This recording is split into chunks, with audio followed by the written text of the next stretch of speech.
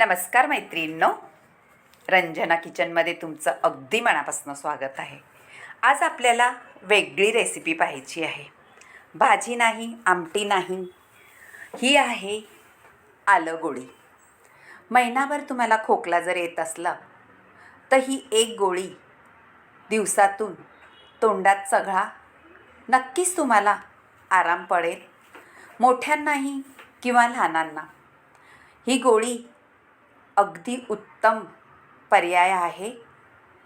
त्याच्यावरती सर्दी असेल, खोकला असेल, ताप असेल किंवा आपले पोटाचे आजार असतील, त्याच्यावरती सुद्धा रामबाण उपाय म्हणून आलं गोळी अगदी भारी लागणारी आहे. तोंडाला चवसुद्धा येते आणि तोंडाला चव नसेल तरीसुद्धा ही गोळी तुम्ही तोंडात ठेवा, छान वाटतं चघळायला. आता आलं घ्यायचं आहे. त्यासाठी आपल्याला हे आलं घेतलं आहे मी 100 ग्रॅम. 100 ग्रॅम आलं आहे. त्याच्यापासून आपल्याला रेसिपी बनवायची आहे. तुकडे करून घ्यायची आहे, साल काढून घ्यायची. साल यासाठी काढायची आहे का आल्यावरती माती वगैरे असते, कारण आलं हे जमिनीखाली आलेलं असतं. माती लागल्यामुळे आपल्याला स्वच्छ धुवून करून घ्यायचं आहे साल काढून. झटपट होणारी रेसिपी आहे. हे पहा, साल काढायला सुद्धा वेळ लागत नाही. आलं म्हटलं का कोणत्याही पदार्थात घातलं तर छानच चव येते.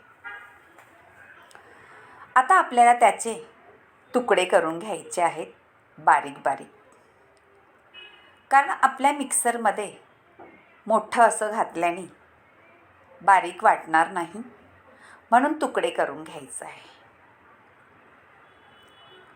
आल्याची ही रेसिपी तुम्ही कधी पाहिली का ट्राय करून? नसली पाहिली तर ह्या हिवाळ्यामध्ये नक्कीच करून पहा. लहानांपासून मोठ्यांपर्यंत किंवा वृद्धांपर्यंत उपयोगी पडणारी रेसिपी नक्की ट्राय करा. आणि रंजना किचनला लाईक करा, शेअर करा, कमेंट करायला विसरू नका आणि सबस्क्राईबही करा. मैत्रिणींनो, व्हिडिओ संपूर्ण पहा म्हणजे तुम्हाला कळेल. अगदी 10 मिनिटात होणारी रेसिपी आहे. अजिबात वेळ लागत नाही आणि आरोग्यासाठी अगदी लाभदायक. आता तुकडे करून झालेले आहेत. मिक्सरच्या भांड्यात घालून घ्यायचं आणि ज्या भांड्यात आपल्याला रेसिपी बनवायची आहे त्याच भांड्यामध्ये कपडा ठेवून आल्याचा रस काढून घ्यायचा आहे. कपड्यामधूनच पिळून घ्यायचा आहे, म्हणजे छान असा रस निघतो आणि चोथा बाजूला राहतो. हे पहा, आल्याचा रस भारी निघालाय पहा. थोडंसं 2 चमचेभर मी पाणी घातलं होतं वाटायला, कारण बारीक वाटलं जात नाही. त्यामुळे 2 चमचेभर पाणी घातलं तर छान वाटलं जातं आणि रसही भरपूर निघतो पहा. आणि चोथा आपल्याला काढून घ्यायचा आहे. आता वाटीभर गूळ घेतलेला आहे, मिरी, दालचिनीचा तुकडा आहे, वेलची आहे 2-3 लवंगा, मीठ, बडीशेप आणि जिरं. हे सगळ्याला आपलं वाटून घ्यायचं आहे. बारीक अगदी पावडर करून घ्यायची आहे. आता गॅसवरती कढई ठेवून द्यायची आहे आल्याच्या रसाची आणि थोडंसं आपल्याला आल्याला उकळी घ्यायची आहे रसाला. उकळी आल्यानंतर आपल्याला बाकीचे पदार्थ घालायचे आहेत. थोडंसं आपण अर्धा चमचाभर तूप घालून घेऊ, म्हणजे त्या रेसिपीला छान चकाकी पण येते आणि दिसायलाही सुंदर असा पदार्थ दिसतो. हे पहा, ढवळून घेतलेलं आहे तूप त्याच्यामध्ये. आणि आता आपल्या आल्याच्या रसाला उकळीही छान आलेली आहे. आता उकळी आल्यानंतर आपल्याला गूळ घालून घ्यायचा आहे, अर्धी वाटी. थोडं कमी, पूर्ण आहे वाटी भरलेली, एवढे पुरेसं आहे. जास्त गूळ लागत नाही आणि जास्त गूळ घालूही नये, नाहीतर आपल्या आल्याचा स्वाद येत नाही. आता आपल्या गूळ वितळल्यानंतर आपण जी सामग्री घेतली होती त्याची पावडर करून ती सुद्धा 1 चमचाभर घालून घ्यायची आहे. ती सामग्री होती वेलची, दालचिनी आणि लवंगा, मिरी, मीठ, बडीशेप आणि जिरं. हे सुद्धा आपल्या पोटासाठी अगदी पाचक म्हणून पदार्थ आहेत.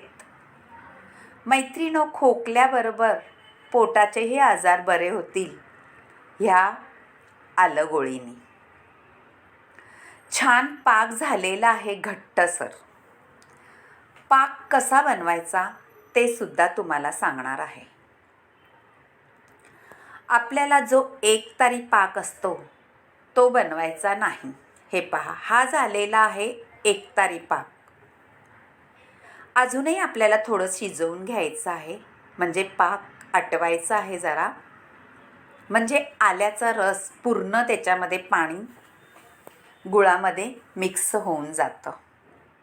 हे पहा, आता छान तार धरायला लागलेली आहे मोठी अशी. तेव्हा आपल्याला गॅस बंद करायचा आहे आणि एक ताट घ्यावा किंवा एक भांडं घ्या, त्याच्यावरती तूप लावून घ्या. मैत्रिणी, तूप याच्यासाठी लावायचं आहे कारण आपलं जे मिश्रण आहे ते भांड्याला चिटकायला नको आहे. आता आपला पाक पहा मस्त तयार झालेला आहे आणि त्याचं चमच्याने आपण जशी तुम्हाला मोठी गोळी, छोटी गोळी हवे त्याप्रमाणे हा पाक घालून घ्यायचा आहे आणि थोडंसं सुकून घ्यायचं आहे. पाक फटाफट घालून घ्यायचा, वेळ लावायचा नाही, नाहीतर पटकन आळला जातो तो. हे पहा, असं व्यवस्थित घालून घ्यायचं आहे आणि पटकन हा पाक आळला जातो कारण आपण घट्टसर पाक केलेला आहे. म्हणजे एक तारी नाही, हा भरपूर असा पाक करून घेतलेला आहे. असं गोळी आपल्याला सुकल्यानंतर गोळी होते त्याची, ती सुद्धा आपण करून घ्यायची. हे पहा, जसजसं सुकेल तसतसं त्याचा गोळा होतो आणि छान गोळी करून आपल्याला स्टोअर करून ठेवायची आहे. मात्र हवाबंद डब्यात ठेवा, म्हणजे पाक ओला होणार नाही आणि आपल्या गोळ्या एकमेकांना चिटकणार नाही. छान थंड होऊन द्यायचं आहे, त्याच्यानंतरच गोळ्या एकत्र करायच्या आहेत. हे पहा, थंड झालेल्या आहेत आपल्या ह्या गोळ्या आणि आपण एका वाटीमध्ये काढून घेऊ छान अशा.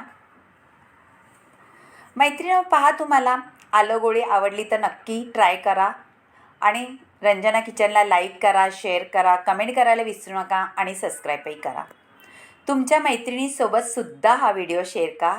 हे पहा, किती सुंदर झालेले आपला आलं गोळ्या, अगदी भारी. आवाजही जसा चॉकलेटसारखा येतोय, खडून खडून. ह्या स्टोअर करून ठेवा, महिनाभरसुद्धा काही होणार नाही आणि हिवाळ्यामध्ये नक्की ट्राय करा. तुम्हाला सर्दी, खोकला, पडसे काहीही होणार नाही आणि पोटालाही पाचक अशी ही आलं गोळी आहे.